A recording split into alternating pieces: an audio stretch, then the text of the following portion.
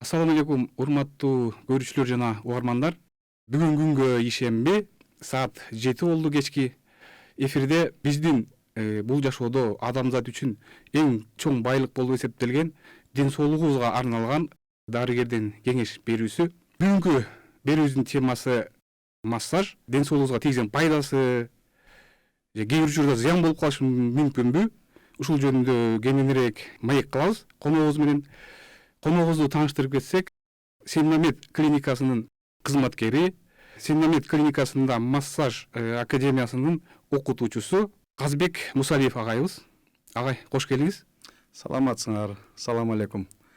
Ушу бүгүнкү дарыгердин кеңешине маекке чакырганыңар үчүн Насыйкат радиосунун жана Марва ТВ телекомпаниясынын жалпы жамаатына иштерине ийгилик, ден соолук каалап кетүүгө уруксат этиңиздер. Эми бул массаж деген эмне? Массаж деген бул медициналык тил менен рефлекторно-осознанное воздействие на поверхности тела человека, направленные цели оздоровления и излечения различных травм и заболеваний деп айтылат да. Муну бир өзүбүздүн бир жалпак тил менен айтканда, бул булчуңдун катып калуусуна же булчуңдун жумшарып калуусуна багытталган укалоочу массаждык элементтер болуп эсептелет. Массаждын бир ушул тапта биздин массаждын көп багыттары бар. Спорттук массаж деп берилет, гигиеналык массаж деп берилет, анан дарылоочу, укалоочу массаж деп берилет да. Эми мен көрөрмандарга жана угармандарга ушул массаждын багыттарынын бир айырмачылыктарын түшүндүрүп кетсемби деп атам да. Бул спорттук массаж деген эмне бул өзү? Спорттук массаж деген бул спортсмендердин бир чоң мелдешке чыккандан кийин же болбосо бир чоң машыгуудан кийинки булчуңдардын бир бат калыбына келтирүү үчүн багытталган укалоочу ыкмалар болуп эсептелет да. Ошондуктан жанагы биздин спортчулардын командасында дайыма дарыгерлер менен бирге укалоочу спорттук массажисттер жанында жүрөт да. Себеби дегенде ар бир выступлениядан кийин ошо массаж кылганда биздин спортчулар кийинки баягы выступленияга уже организми даяр болуп калат да. Бул ушу спорт багытындагы массаж ушундай болуп саналат. Ал эми экинчи бир багыты бар, гигиеналык массаж. Бул гигиеналык массаж деген эмне? Гигиеналык массаж деген бул ооруну алдын алууга багытталып жасала турчу укалоочу ыкмалар да. То есть для профилактики заболевания деп айтылат да. И жана косметологический свойствосы да бар. Бул жана косметологический свойствога бал менен жасаган массаж, ар кандай кремдерди колдонуп жасай турган массаж. Бул массаж ыкмалар болсо биздин эс алуучу борборлордо жасала турчу массаж болуп эсептелет да. Мисалы баняларда, чоң жанагы бассейндерде, плавательный центрларда жасала турчу укалоочу ыкмалар. Бул дарылоочу укалоочу ыкмадан айырмаланып, бул бир эле гана жолу жасалат да. Себеби пациенттер, клиенттер бир жасатат дагы, андан кийин экинчи жолу жасатпай койсо деле болот да муну. Ал эми лечебный массаж деген эмне? Лечебный массаж деген бул ушул жанакы мен айтып кеткендей булчуңдун катып калуусу же жумшарып калуусу же болбосо ар кандай ооруларга багытталган пациенттердин бир ооруп келгени, мойну ооруп, колу ооруп же болбосо бели ооруп келген показания менен, то есть врачтардын показаниясы менен жасала турчу укалоочу ыкмалар болуп эсептелет да. Айырмачылыгы бул 7 күндөн 10 күнгө чейин лечение назначать этилип, бул ошо ооруга каршы багытталып жасалуучу массаж болуп эсептелет. Терминдер бар экен. Гипертонус, анан гипотонус деген. Ушулар боюнча айтып берсеңиз кененирээк. Бул эми гипертонус жана гипотонус, анан мышечная атония, мышечная атрофия деген бир ушу дарылоочу массаждын өзүнүн бир терминологиялары бар. Бул гипертонус деген сөз бул булчуңдардын катып калуусу деп айтылат да. Бул булчуңдардын катып калуусу дагы адамдын булчуңу жөн турганда эле булчуңдардын катып туруусу бул денеге дагы ар кандай мындайча айтканда залакаларын тийгизет да. Себеби дегенде булчуң аркылуу биздин кан айлануу системаларыбыз өтөт. Кан айлануу системасы өткөндүгүнө байланыштуу булчуңдар катып калганда ошо кан айлануу системасын начарлатат да. Биздин кардарлардын көбүндө бар ушундай шейный остеохондроз деп коет. То есть моюндагы булчуңдардын катып калуусу да. Моюндарда бизде ременная мышца головы, ременная мышца шеи деген мышцалар бар, трапециевидный мышцалар деген бар. Ошолор гипертонус болуп катып калганда ушу башка кете турган кан айлануу системасынын багытын мындайча айтканда кичине жайлатат дагы, ошо башка кан жетпегендиктен адамдын башы ооруй баштайт, көңүлү айней баштайт, кускусу келе баштайт.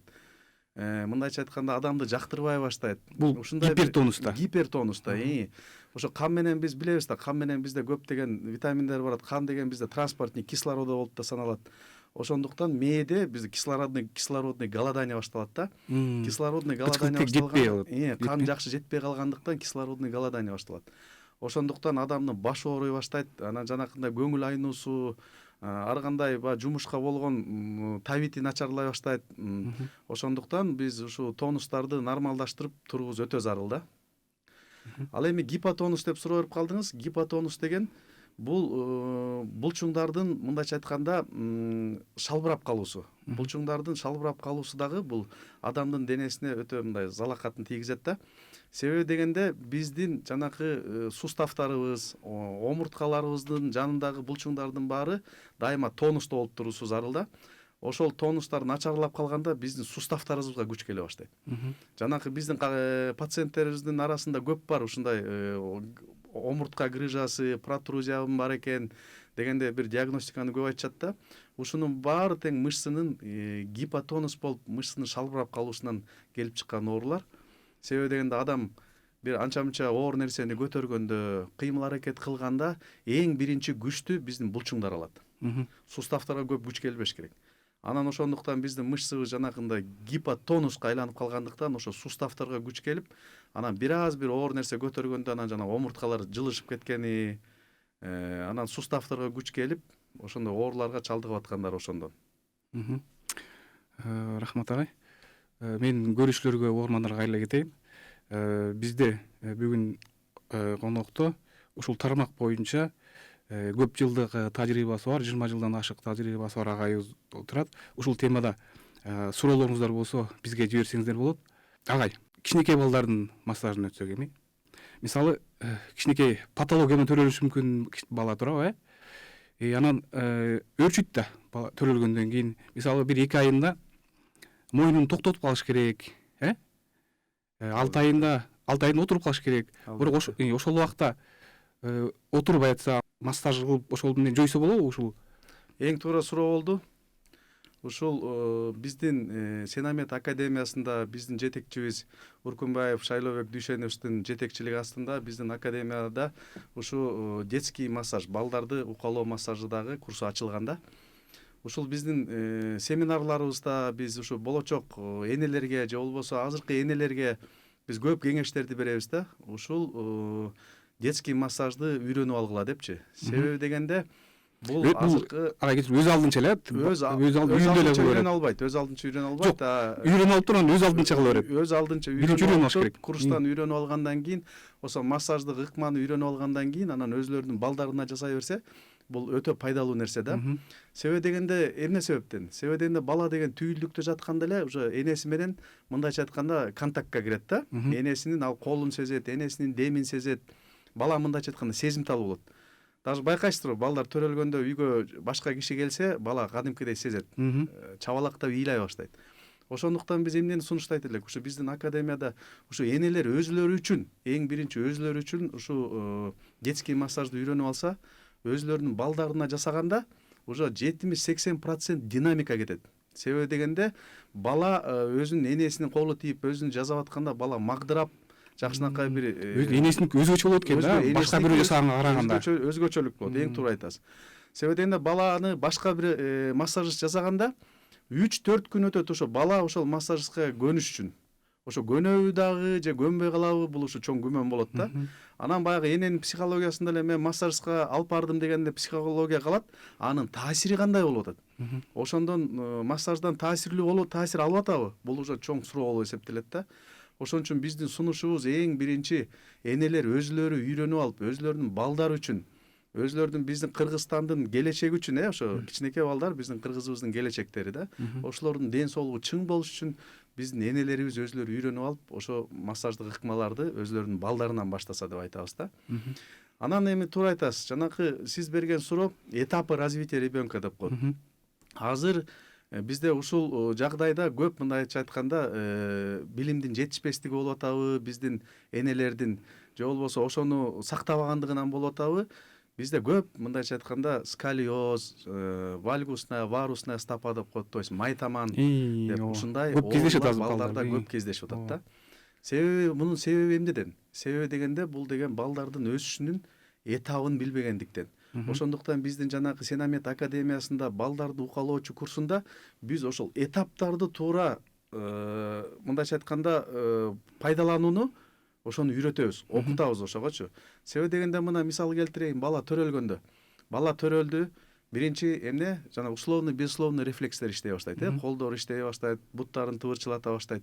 Анан 1-2 ай өткөндөн кийин, 2-3 ай өткөндөн кийин бала уже акырындан уже коңторула баштайт, ичине оодарыла баштайт. Сол жагынан, оң жагынан оодарыла баштайт. Оодарылган уже бул уже мына акырын-акырындан этаптары кете баштайт да. Оодарылгандан кийин бала анан өзү акырын-акырындан уже эмгектегенге аракет кылат. Эмгектегенге аракет кылат, ошентип атыр, эмгектейт, эмгектегенден кийин бала өзү анан отурганга аракет кыла баштайт.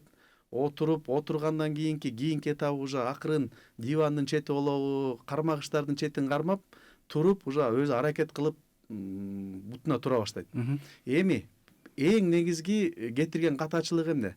Ушу көп эне аталар балдарды эмгектетпей туруп ходунокко коюп коюшат. Бул ходунок деген нерсе шартыр басып кетет да. Өтө зыян нерсе. Жөрмөлөп эле басып кетет. Себеби дегенде эмгектегенде уже тазовый кость деп коет, большие ягодичные, малые ягодичные мышцы деп коет. Ошолор бекит. Ошон баланы эмгектетип, баланы өзүнүн табына койгондо, анан өзүнүн процесстери менен бала өзү бул табигый жолу да өзү басып кеткенге аракет кылат. А биздин көп эне атанын катачылыктары ошону бастырбай туруп, ошо булчуңдарды бекитпей туруп, суставтарды бекитпей туруп, жана ходунок деген нерсеге коюп коюшат. Ошол бул эң чоң катачылык да. Ошол ходуноктон анан майтаман пайда болот. Вальгусная, варусная стопа. Вальгусная, варусная стопа деп эмне деп азыр суроо берип атышса керек. Бул вальгусная стопа деп коет, жанагы X образды тизелери бири-бирине тийип калат. Варусная стопа деп коет, жанагы колесо деп коет. Колесо деп коет, касала, дөңгөлөк деп коет да. Ошонун баардыгы тең биздин эне атанын ошондой жанакы этаптарын соблюдать этпегендиктен келип чыгат да. Ошондуктан биз дайыма баардыгына чакырабыз, болочок эне аталарга, даже азыр эне ата болуп тургандарга биз келип билим алгыла. Ушу жаатта билим алсаңар, өзүңөрдүн балдарыңардын ден соолугуна, өсүүсүнө жакшы шарт түзөсүңөр деп жакшы бир мындай кеңештерди берип кетет элек да. Рахмат агай, эске алыш керек экен муну энелерибиз, Мен сизге ушундан пайдаланып жеке суроолорумду бергим келип атат. Анткени менин балам азыр 2 жашка чыгайындап калды. Ошо сол бутун ичине киргизип басат да. Ичинде кайрылып басат сол бутунчу. Ошол кайсыл түрүнө жанагы касалап же ошондо ал ичине сол бутун ичине кайрып басса, это варусная стопа деп коет. Майтаман? Жок, майтаман эмес, тизеси кичине, 2 тизеси бири-бирине жакын болгондуктан таман. Бул эми дагы бир жакшы бир кеңеш айтып кетет элем. Майтамандуулук деген бул негизи 5 жаштан баштап, бала баса баштагандан баштап ошондо диагностика коюлат. Азыр эмес. Азыр эмес. Себеби дегенде кичинекей балдардын баардыгына деле майтаман сыяктанып турат да. Бала активно басып 5 жаштан 7 жашка чейин уже баса баштаганда, чуркай баштаганда, ошондо гана майтаман деген диагнозду кое алабыз да. Биздин көп жанагы детский массажисттер ушу кичинекей чагында 2 жашында, 3 жашында бул майтаман экен деп айтканга эртерээк болуп калат да. Бала басканы менен гана, жүрүм туруму менен гана ошондо байкалат да, ошондо гана диагностика коюлат да. Түшүнүктүү. Агай рахмат. Бизге угармандардан, көрүүчүлөрдөн суроо келиптир. Саламатсызбы дейт. Менин желкем тырышып, башымда уюп ооруйт. Массаж аркылуу кетирсе болобу дейт. Албетте, массаж аркылуу. Жана мен айтып кеткендей, моюнда гипертонус болуп калган.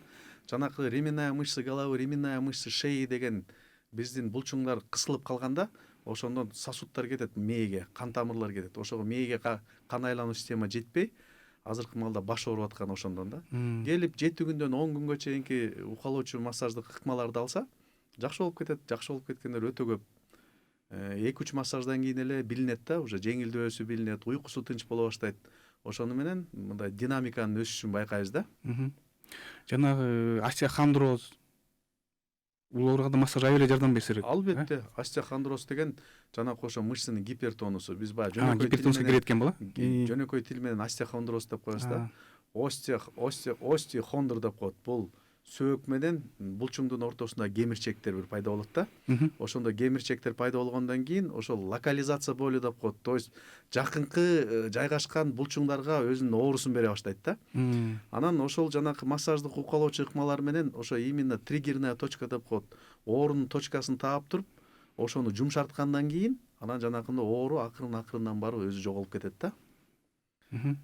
Ал дагы эми 7 күндөн 10 күнгө чейин бул ушул жанакы гигиеналык спорттук массаждардын айырмачылыгы ошол да. Спорттук массаж, гигиеналык массаждар эгерде 1 же 2 күн жасала турган болсо, бул уже дарылоочу массажды мындайча айтканда бул көбүрөөк болот. көбүрөөк 7 күндөн 10 күнгө чейин дик процесс болот да. Ошондо гана барып анан жакшы болот.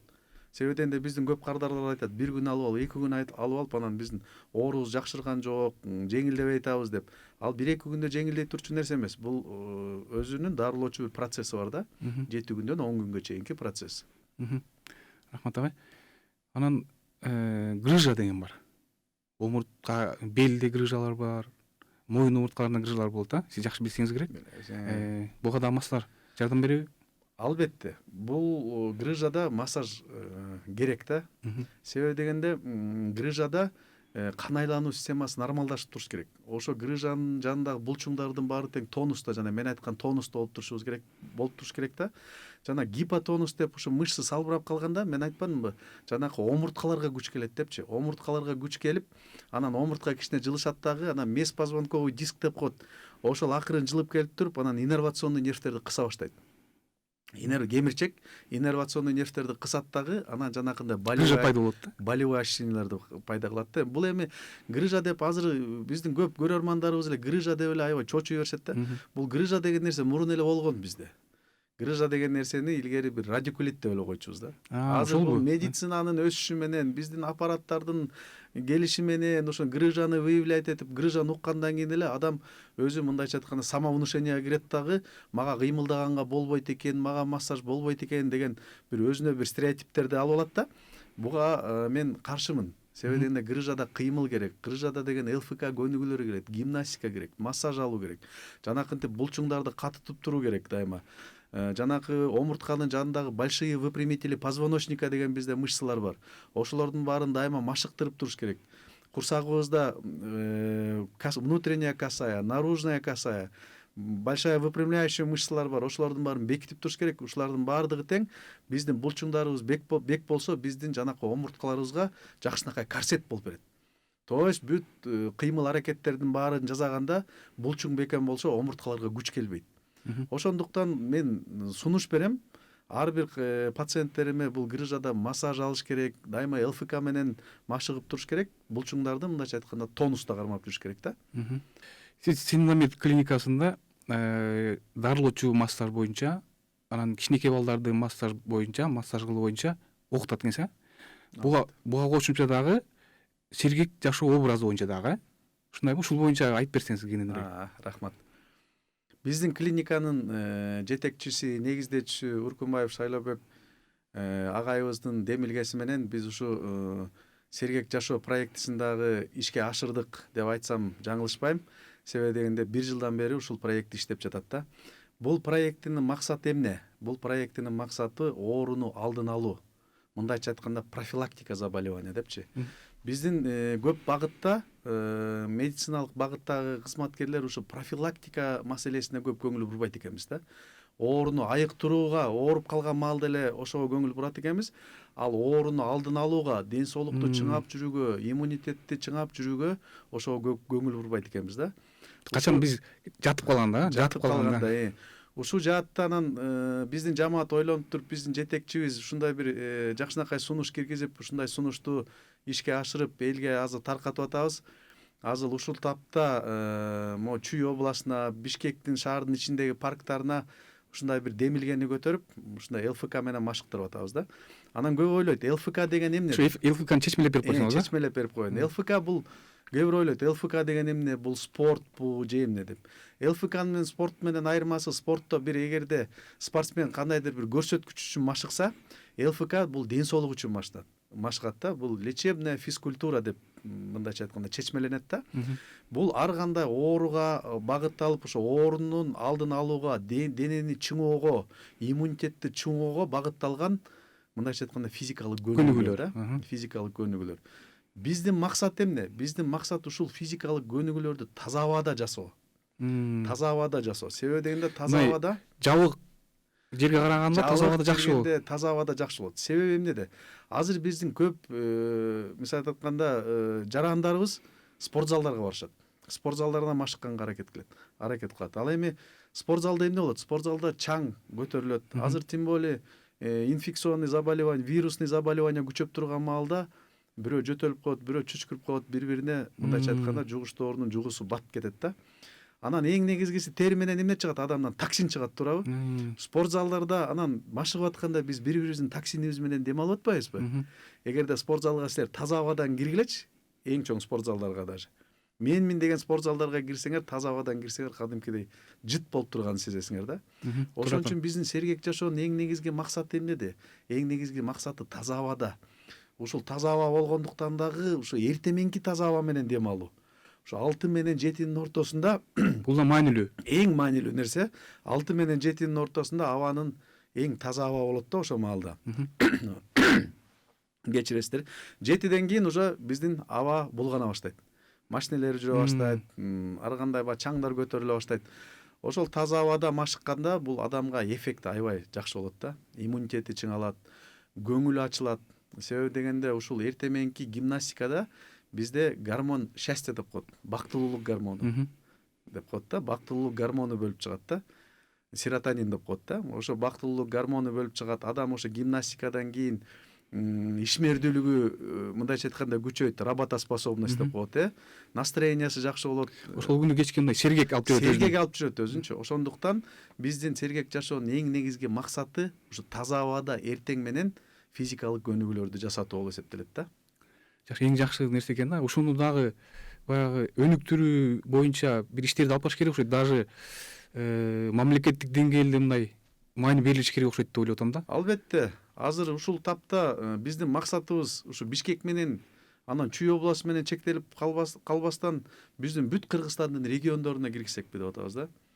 Ысык көлгө, Жалал Абадка, Ошко ушул сергек жашоону именно ушу эртең менен жасагыла деп ушундай бир үгүт иштерин жүргүзүп, акырын-акырындан ушу биздин бүткүл Кыргызстанга ушундай сергек жашоону киргизсек, биздин элибиз ден соолукта болот эле. Ал эми элибиз ден соолукта болгондон кийин Мамлекетибиз күчтүү болот. Мамлекетибиз күчтүү болот. Эгер элибиз өзүн сергек алып жүрсө, работоспособный, ишмердүүлүгү күчтүү болсо, экономикабыз өсөт деген максатта ушул программаны биз элге жайылтып атабыз да.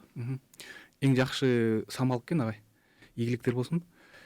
Анан чын эле биз жана көрүп калабыз, мисалы Европа мамлекеттеринде жана картайган кемпир чалдар чуркап парктардачы басып жүргөндөрүн көрөбүз да. Аларда бул жакшы өнүксө керек, бул. Аларда бул жакшы жөрөлгө. Жөрөлгө деп айтсак болот да. Биз эми жанагы сергек жашоону жайылтууда биздин айылдарга дагы жайылтып, ошол жерде биздин эң негизги апаларыбыз, аталарыбыз бар, Апаларыбыз, аталарыбыз дагы азыр мурункудай кыймылдабай калды. Себеби дегенде мурун биз байкачу элек мен бала кезде аталарыбыз чалгын алып алып чөп чаап жүргөнүн. Эң туура айттыңыз, ана сөзүңүзгө аралжы. Азыр баягы технология өнүгүп, кыймылчылык азайып баратыр да биздин жумушубуздачы.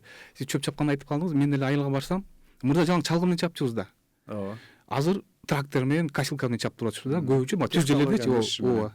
Ошол анан биздин ошо эне аталарыбыздын арасында да кыймыл азайып калды. Мурун той топурга барса дагы жөө басып барып, аттарын минип барып алып, азыр машина. Кыймылдын активдүүлүгү да. Азыр балдары машина сатып берип койду, жылуу суу, ысык суунун баарын үйүнө киргизип койду. Ошондуктан кыймыл аз болгондуктан бизде эне аталарыбыз дагы баттан ооруй баштады. Муундар ооруй баштады, давление менен ооруй баштады. Ошондуктан биз ушул жакшы кеңеш берет элек. Ушу балдарына эне атасынын өмүрү узун боло турганын каалашса, көбүрөөк кыймыл берсин. Мейли үйдөн оокат кыла берсин. Жанагындай чөп чабам десе чөп чапсын. Мурун апаларыбыз жүн сабачу, ии кийчү, ошондой бир багытта кыймылдап турчу, жандары тынч эмес да. Азыр биздин жанагы сиз айткан технологиялардын өскөндүгүнө байланыштуу айыл жеринде биздин эне аталардын да кыймылы өтө аз болуп калды да. Бул албетте ар кандай ооруларга алып келет да. Кыймылдап турган жакшы экен да, туурабы? картайганда көбүнчө картайганда көбүнчө кыймыл керек, жанакындай кан айлануу системасын нормалдаштырып, жана мен айтып кеткен мышечный гипертонус, гипотонус деп коет, мышечный атония деп коет, ошолорго каршы болот. Бул кыймыл деген дайыма булчуңдарды мындайча айтканда өзүнүн калыбында кармап турат. Кыймылдын аздык болуп калганда эле кан айлануу системасы начарлайт, булчуңдардын мындайча айтканда состояниясы да начарлай баштайт да. Бизге келген суроолор бар экен. Жаңы төрөлгөн баланын ичинин тынбай көбөйүп турушуна массаж жардам береби дейт. Массаж эң сонун жардам берет. Бул массажна перистатику деп коет да. Ошон үчүн жанакы биз академияга чакырып атканыбыз ошол да. Даже болочок энелерди, баары тең турмушка чыга элек кыздарды биз айтабыз. Ушуну үйрөнүп алса, кийин турмушка чыкканда өзүңөрдүн балдарыңарга жасайсыңар депчи. Мисалы жанакы ич көбөп атканда, ошондой бир мындайча айтканда ич оорулар пайда боло баштагандан кийин массажна перистатику деп коет балага. Ошону жасап койсо эле ичиндеги жели чыгып, бала кадимкидей жеңилдей баштайт да. Ошондуктан албетте массаж жасап коюп турса болот. Эң жакшысы өздөрү келип үйрөнсө жакшы экен, Эң жакшысы өздөрү келип үйрөнсө жакшы. Сиздерге келип үйрөнүш керек. Келип үйрөнүп, жанакы мен айтып кеткендей этапы развития ребенканы ошолору өзлөрү билип алса, анан өзлөрү төрөлгөндөн кийин массаждарын жасай баштаса, жанакындай май таманга профилактика болот. Вальгусная, варусная стопа дегендей ошо ооруларга карата профилактикалар болот. Бизде азыр дисплазия тазобедренных сустава деген диагностика менен көп төрөлүп атат, кривошея менен көп төрөлүп атат, жанакы рожденная патология бар, приобретенный бар. Эми ошонун баарын үйрөнүп алса, ошол оорудан өзүнүн балдарын сактап атпайбы? Өзүнүн балдарын сактагандан кийин бул ал кичинекей балдардын баары Кыргызстандын келечеги да. Бизге Кыргызстанга эмне керек? Күчтүү, ден соолугу чың поколение жарандарыбыз керек. Мен ушу поколение боюнча айта турган болсом, менин коллегаларым азыр военкоматта жанакы призывной возрасттагы комиссияны өткөрүп аткан менин коллегаларым айтып атат. Бул ыйлай турган ал акыбалга келдик дейт. Ушу комиссияны өтүп атканда дейт, жарымынан көбү дейт, мындайча айтканда не соответствует дейт комиссияга өткөнгө дейт. Май таман дейт, же болбосо бой узун дейт, бой узун болсо салмагы туура келбейт дейт.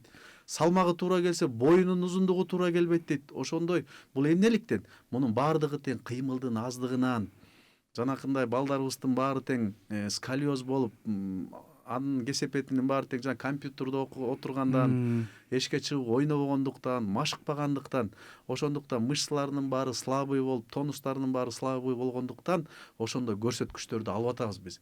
Бул болсо өтө коркунучтуу проблема билинбегени менен. Бул мамлекеттик деңгээлде көтөрүлүчү проблемалар да.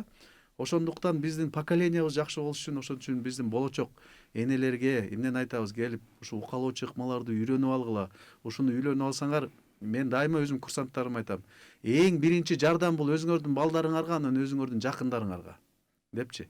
Жакындарына деген себеби бул, например, эне атасын жанакындай оорулар менен ооруп калчу болсо, массажистке алып барып, аны очередке коюп, кечке күттүрүп отургандан көрө өзлөрү жасап койсо, кандай сонун? Бул соопта табат.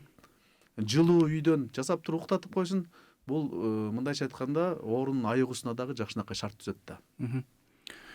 Эң туура айттыңыз агай, бул мамлекеттик деңгээлде мындай маани бериле турган иш экен да. Сиз белгилегендей, чын эле азыр заман өзгөрдү.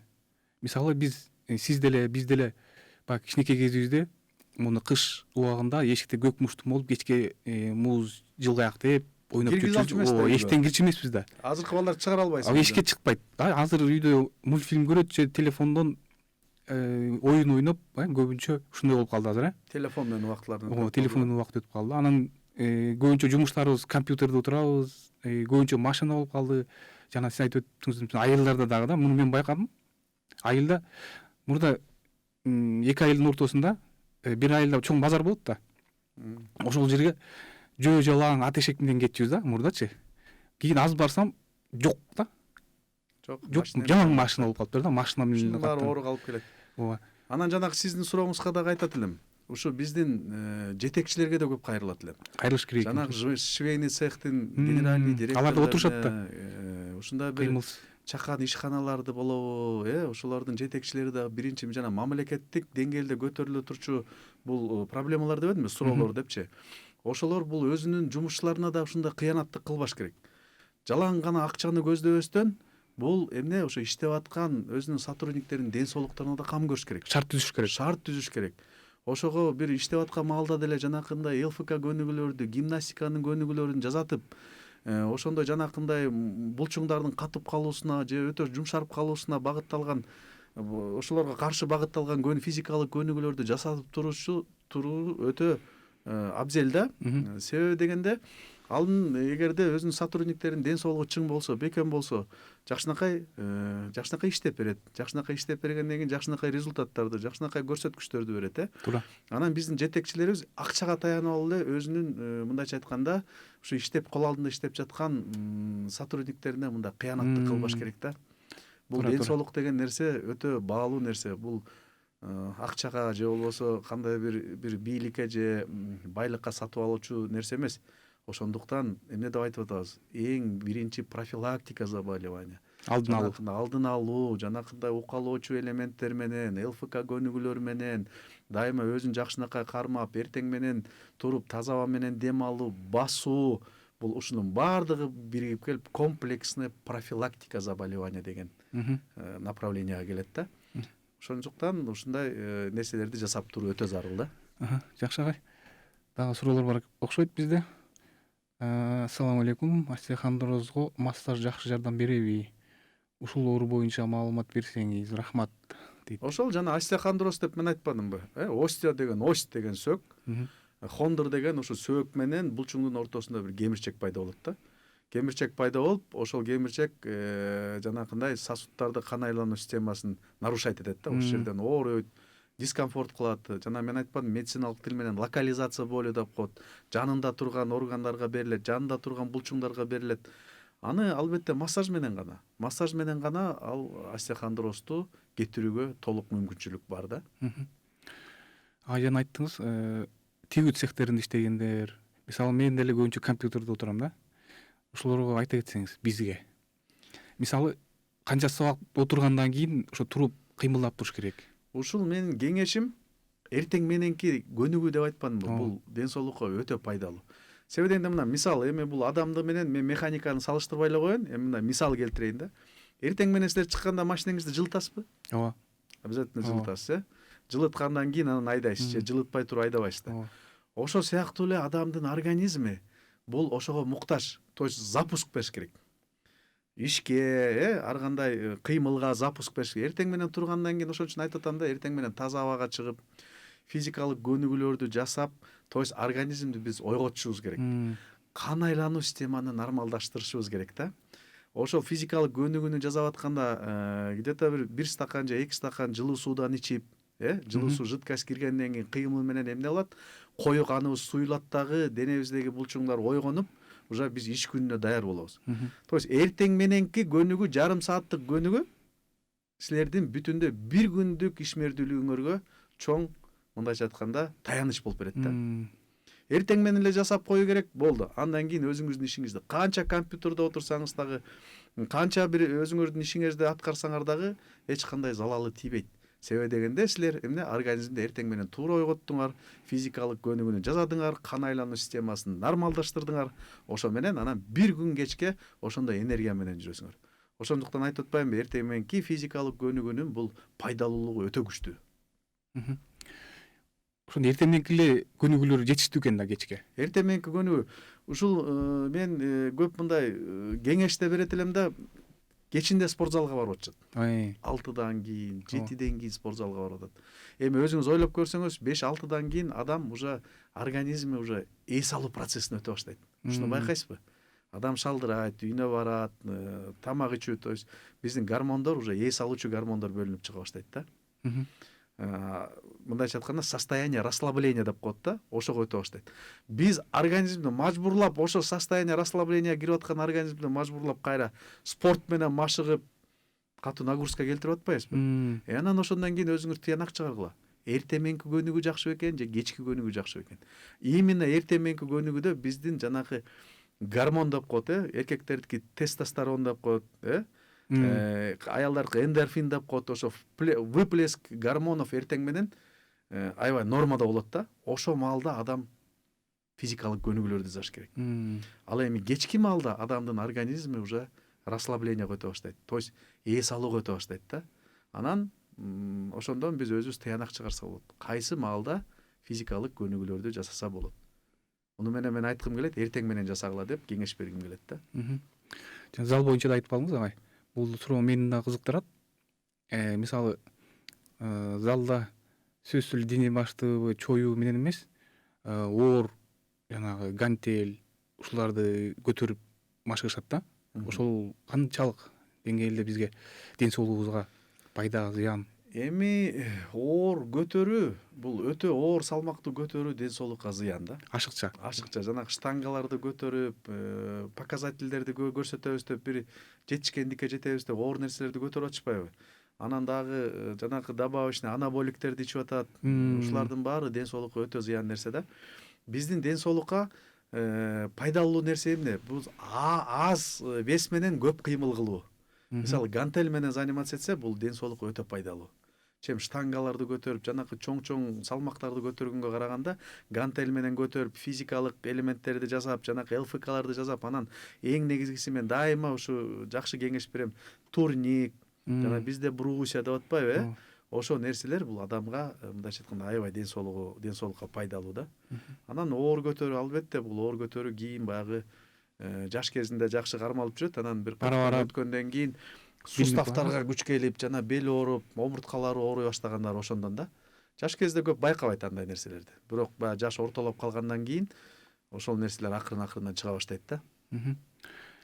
Жанагы тигүү цехтериндеги жетекчилери шарт түзүп бериш керек дедиңиз.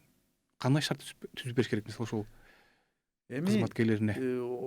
Кызматкерлерине кандай шарт түзүп бериш керек? Ушул жанагы мекемелердин ичинде бир кичинекей бир спорттук бир турнир зал өңдөнгөн, чоң деле зал эмес, бир кичинекей бир бурч болсо дейм да. Ошол жерде турниги болсо, шведская стенка деп коет. Ал деле эми чоң жетекчи үчүн чоң деле акча эмес ал. Эгерде өзүнүн сотрудниктеринин ден соолугун ойлосо, чоң деле акча эмес.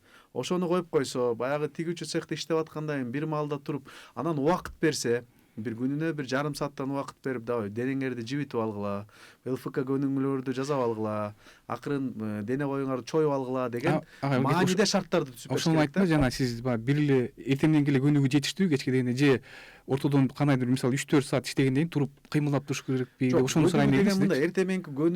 Эртең мененки көнүгүү биздин организмди ойготконго жана энергия алганга пайдасы тиет. Ал эми эртең мененки көнүгүү эми кандайдыр бир шарттар менен жасалбай калса, баягы кыргызда айла жок дегендей да.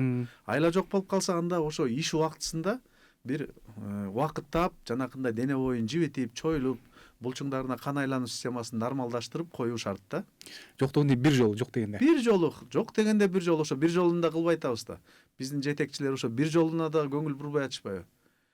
Жалаң эле ойлорунда акча болуп калган, акча доход эле болуп турса дейт, адамдын ден соолугун эч мындай ойлобой калышкан да, кам көрбөй калган. Кифоз деген оору бар, кифоз седьмого позвонка деп коет, ушу желкесинде кадимкидей мындай томпоюп чыгып калат да. Ошонун баары бир калыпта отуруп алып тиге бергенден эч кыймыл жок, бир калыпта 7-8 саат, 10 саатка чейин отуруп алып тиге бергенден биздин жумуш убактысы да не нормированный болуп калды да азыр.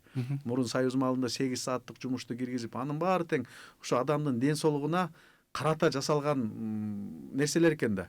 Азыр биздики швеялар, например, маршрутка айдаган айдоочуларыбыз 12-14 саатка чейин иштешет, бир калыпта туруп иштешет. Анан ошондуктан анан жанагы шейный отделде остеохондроз болуп, кифоз седьмого позвонка деп коет, мындайынан шишигөңдөн чыгып калат да. Ошонун баары кыймылсыздыктан келип чыккан оорулар да. Бизде суроо бар экен. Толук адамдарга арыктоо үчүн массаж жардам бере алабы дейт. Толук, жакшы суроо болду. Как раз толук адамдардын арыктоосуна биздин Сенамед клиникасында центр голодания деп ачылды. Ошол жерде биздин эң квалифицированный врачтардын көзөмөлүнүн алдында ошо арыктоо процессин мындайча айтканда ишке ашырышат да. Бул орозо сыяктуу болот окшойт дейм, орозо сыяктуу көк суу менен арыктоо дейт да. Тамак бербей да. Бул эми биздин байыркы биздин илгерки ата бабаларыбыздан келаткан эле дарылоочу ыкма да. Ысык ашынып кеткенде эмне кылчу эле? Суу ичип, көк суга отургузчу, ысык ашынып кеткенде жанакындай көк суга отургузуп, арыктатып, ошо менен дарттардын баарын айыктырчу. Андан кийин сууга ашынып кеттир деп кайра баягы андай ооруга шорпо берип, ысык шорпо берип, жакшынакай жаңы шорпо. күчтүүрөөк тамак берип, ошо менен айыктырчу да. Анан бул арыктоо процесси бул ушу биздин Сенемет клиникасында жакшы центр голодания деген ачылган. Биздин сайттарга кирип жакшынакай баягы мындай көңүл буруп окуса, аябай жакшы пайдалуу нерселер бар. Анан албетте толук адамдарга дагы массаж керек. Ал толук адам же арык адам деп бөлүнбөйт. Бардык категориядагы адамдарга массаж алып туруу зарыл да. Арыктоо боюнча дагы агай фитнес клубтар барат. Зал да. Ал жардам береби? Эми фитнес клубтарга барган мындайча айтканда кандайдыр бир пайдасы бар, бирок бул арыктоо бул целый комплекс да. Бул туура тамактануу, туура дем алуу, туура эс алуу, психосоматика деп коет. То есть нервин иштетет. Кандай, эгерде адам, кээ бир адамдар бар, нервин иштеткен сайын тамакты көп жейт. Жей берет тамакты, кандай бир тойгонун билбей жей берет да. Ушунун баары бул целый мындайча айтканда комплекс да. Азыркы мен айтып аткандай биздин клиникада тажрыйбалуу, өзүнүн ишин мыкты билген адистер бар. Ошо адистерден барып кеңеш алса, алар ушу жакшынакай кылып айтып берет да. Кандай кылып арыкташ керек, кандай кылып туура арыкташ керек. Ошо кеңештерин алып турса болот. Эми жалгыз фитнес менен арыктоо бул кыйын нерсе да. Бул жерде туура тамактанууда кириш керек экен. Туура тамактанууда кириш керек. Туура эс алуу, убагында жатуу, уктоо, канча саат уктайт, ошонун баары мындайча айтканда нормага келгенде гана анан адам өзүн баягы салмагын ыргытып атканын сезет да. Ашыкча салмактардан Ашыкча салмактардан арылып атканын. Рахмат агай. Дагы бир суроо бар экен. Боюнда бар аялдардын же жеңил төрөөсүнө кандай массаждар бар дейт. Ушул мен өзүм курсанттарымды окутуп атканда бизде показаниядан противопоказания деген бар да. Ушул мындайча айтканда нерселерди аябай окутабыз да. Себеби дегенде укалоочу ыкмаларда жасалбай турчу пациенттер да болот. Укалоочу ыкманы жасабай турчу пациенттер да болот да. Ошол эми боюнда бар адамдарга массаж жасоо болот, бирок бел тарапка жасаганга болбойт. Бел тарапка жасаганга болбойт, моюнга жасаса болот, далысына жасаса болот, анан отургузуп алып жасатабыз да. Жатып алып эмес, отургузуп алып жасатабыз. Ал эми бел тарапка мен жасоого мындайча айтканда рекомендация бербейм да. Рахмат, ушул маанидеги суроого эле улай. Массаж кайсы бир ооруларга жасаганга болбойт деген болбойт, көрсөтмө. Албетте. Кайсы мисалы? Массаж жанакында ар кандай шишик оорулары бар, Залалдуу шишик оорулары бар. Ошого жасаганга болбойт массаж. Анан мындайча айтканда жанакы адам оорурдун алдында, жанакы вирусный заболевание менен оорурдун алдында адам чыйрыгып, мындай өзүн начар сезе баштайт го. Алсырап, жанакы суставтарын бурагансып, ошол маалда жасаганда болбойт да. Себеби ошол маалда жасап ийсек, бул ооруну жанакы биздин иммунный системабыз өзү күрөшүп аткан маалда биз кан айлануу системасын мындайча айтканда активдештирбесек, ооруну бат күчөтүп ийебиз да. Ошого болбойт. Анан жанакы туберкулез оорусу менен ооруп аткандарга болбойт. Жүрөктүн искусственный митральный клапанов деп коет. Жүрөктүн жанакы искусстволук клапаны барларга болбойт. Диализниктерге болбойт. Диализниктерди себеби дегенде колдорунда фистула бар да. Алар фистуладагы өзүнүн нугу менен канды качать этип турат да, аны дагы усиливать этиш болбойт. Анан теринин арыгандай оорулары бар. Грибковые заболевания дейт да. Эми аларга болот, эми только жанакы дерматологдун кеңеши менен баягы дарылагандан кийин анан массаж жасаганга болот да. Ушундай бир определенный биздин оорулар бар. Анан бул категорияга жана боюнда барларды киргизсек болобу же болбойбу деген суроо болот. Бирок мен боюнда барларды массаж жасаганга болот деп айтам. Только жаткызып алып, анан бел тарапка жасаганга болбойт. Только моюнга жасса болот, далыга жасса болот. Ошондой бир багытта массажды жасай берсе болот да. Дагы бир суроо бар экен агай. Саламатсызбы? Мойнумду кырсылдатсам, башым да кырсылдап кетет. Күнүгө кырсылдатам. Зыян эмеспи? Зыян. Ушу кырсылдатуу зыян да. Вот ушу суроону жакшы берди да. Жанакы көбү мануальный терапияга барып, сөөктөрүн кырсылдатса ойлойт да, ушундан бир жакшы эффект алып атам депчи. Бул сөөктөрдү улам кырсылдата бергенде болбойт. Бул деген бара сөөк мисалы 40тан өткөндөн кийин бизде сөөктөрүбүз остеопороз боло баштайт, сөөктөрүбүздүн негизи жаш кезге караганда уже 40тан өтө баштаганда остеопороз боло баштайт да. То есть сөөк кальций азайып. Кальций азайып дегенде. Аны улам кырсылдата бергенде сөөк бири-бирине улам сүрүлүп отуруп, мындайча айтканда иннервационный нервтер да кысылат, бир дискомфортко келет да бара барачы. Бул ушу сөөк кырсылдаткан мындай пайдалуулугу деле жок эч. Колдон келсе ушу кырсылдаткандан алыс болуш керек да. Алыс болуп эле жанакындай ЛФК эле бул булчуңдарга эле жакшынакай физикалык көнүгүүлөрдү жасап турса, ошонун пайдасы көп чем сөөктү кырсылдатканда. Жеңил көнүгүүлөр. Жеңил көнүгүүлөр сөөктү кырсылдаткандан бул дартты айыктырып алуу же болбосо ушу дартка мындай жакшыртып алуу бул мындайча айтканда туура эмес нерсе да. Кырсылдатып атып жакшыртып алам деген. Ушул бир адат сыяктуу болуп калат го. Мисалы ошону кырсылдатып алганда мындай өзүн жеңил сезгендей болуп калат да, ошол адат болуп. Адатта болуп калат дагы. Анан бул метод плацебо деген бар. Билесизби? Метод плацебо деп коет. Бул өзүнө өзү внушать этүү да. Мен жакшы болуп калдым, мен жеңилдеп калдым кырсылдады дегенде. Аяктан эч кандай мындайча айтканда кырсылдаганда эч кандай жеңилдик болбойт. Бул адам өзүнө эле мындай ошондой ой жүгүртүп алгандан болот да. Дагы суроо бар экен агай. Шейный остеохондроздон адам муунуп аба жетпей оорушу да мүмкүнбү дейт. Шейный остеохондроздон эми аба жетпей муунуп оорубайт. Анданчы шейный остеохондроздон аслында баш ооруйт да. Бул значит эгерде муунуп атса, анда башка бир терапевттерге, врачтарга барып кайрылыш керек да. Обычно шейный остеохондроздо ошо моюн ооруйт, анан баш ооруйт. Баш ооруйт, түн ичинде уйкусу начарлайт, жанакындай көңүлү жок болуп, дайыма көп мындай ызы чууну көп сүйбөй, ушундай бир симптоматикаларды берет да. Грыжаны массаж жолу менен таптакыр каксыз айыктырса болобу? Грыжа уже пайда болду да. Ооба. Грыжа деген бул эми мындай айтат элем грыжаны. Грыжаны азыр обследовать этсек сизде да бар. Бар менде. Грыжаны обследовать этсек менде да бар. Бүт басып турган адамда грыжаны выявлять этет азыр томография. Себеби дегенде кайда болбосун туура эмес кыймылдайбыз, кайда болбосун оордук көтөрөбүз, бир туура эмес кыймылдарды кылабыз да баары. Бул жашоо процесси да. Эми бул грыжаны деле андай трагедия кылыштын кереги жок. Грыжаны мен жанакында айтып атам, ЛФК көнүгүүлөрдү, булчуңдарды мындай бекемдеп, дайыма кыймылда болуп, жанакындай салмакты регулировать этип, көп салмактуулукта бул грыжага өтө мындай зыян да. Өзүн кармап жүрсө, грыжа деле өзүн мындай оору катары деле сигнал бербейт. Анан албетте кыймылдабаса, аз кыймылдуулук болсо, ашыкча салмагы болсо, анан жанакында отуруп анан иннервационный нервтерди кыса баштайт. Иннервационный нервтерди кыскандан кийин анан жанакындай ооруларды бере баштайт да. Ошондуктан бул грыжаны бул өтө трагедия кылып кереги жок. Грыжасы бар адам машыксын, жанакындай ЛФК көнүгүүлөрүн жазасын, булчуңдарын бекемдеп жүрсө эле, бул эч кандай мындайча айтканда дискомфорт алып келбей турчу оору да.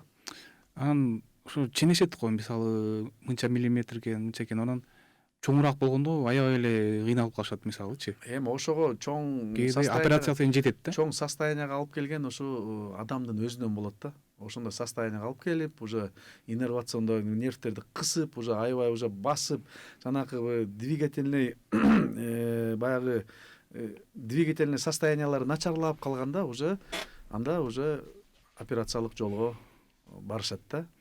Эми бул ошого жеткирбеш үчүн деп атабыз. Ошон үчүн биздин эң негизги максат ошо элдин арасында жайылтуу максатыбыз ошондойлорго жеткирбеш үчүн профилактика заболевания деп, ооруну алдын алуу деп ошондой программаларды эл алдында жүргүзүп атабыз да.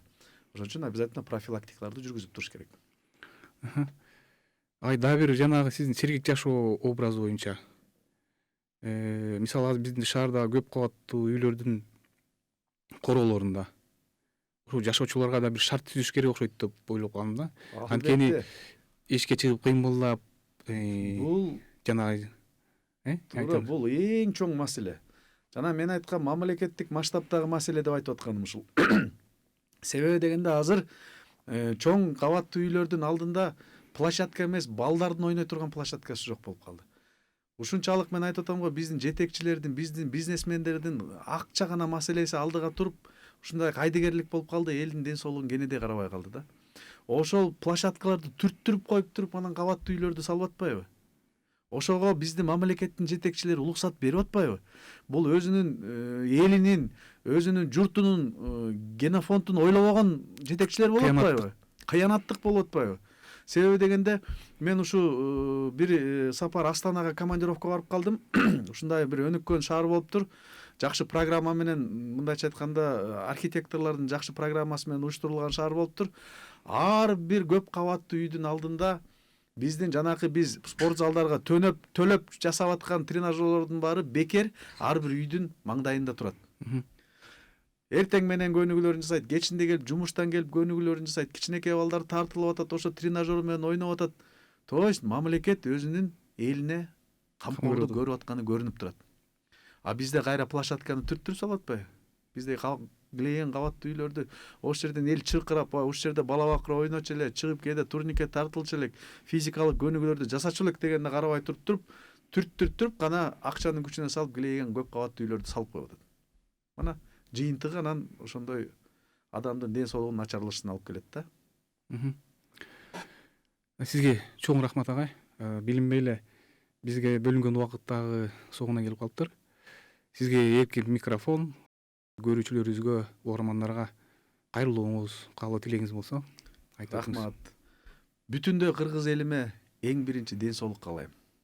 Ушу бүтүндө кыргыз элим ден соолуктан бай нерсе жок. Ден соолук бул адамга эң маанилүү нерсе экенин ушу өзлөрүнүн жүрөгүнө да түйүп алсын, өзлөрүнүн ден соолукта болушуна күрөшсүн. Ден соолукка кам көрүш үчүн жанакындай физикалык көнүгүүлөрдү жасап турсун, массаждарын алып турсун, туура тамактанышсын, ышыгып мындайча айтканда өзүнүн ден соолугуна кам көрүп жүрүшсүн деп каалайт элем да. Рахмат агай сизге. Сизге дагы ишиңизге ийгилик, ден соолук каалайбыз. Ушу элибиздин ден соолугу үчүн, ден соолугунун чың болуш үчүн салымыңызды кошуп жүрө бериңиз. Рахмат. Дагы жолу рахмат, ыраазычылык билдиребиз. Урматтуу угармандар жана көрөрмандар, бүгүнкү биздин берүүбүз сиздерге пайдалуу болду деп үмүттөнөбүз. Чынында ден соолук бул чоң байлык. Жогоруда агайыбыз да айтып өттү. Дени сак улут күчтүү мамлекет деп. Ошондуктан ар бирибиз ден соолугубузга кам көрөлү, туура тамактанып, адал тамактанып, кыймыл менен жашап, баарыбыз ден соолуктуу бололу, оорубайлы. Ушу менен биздин берүүбүз аягына чыкты. Кийинки берүүлөрдөн көрүшкөнчө сак саламатта болуңуздар. Ассаламу алейкум.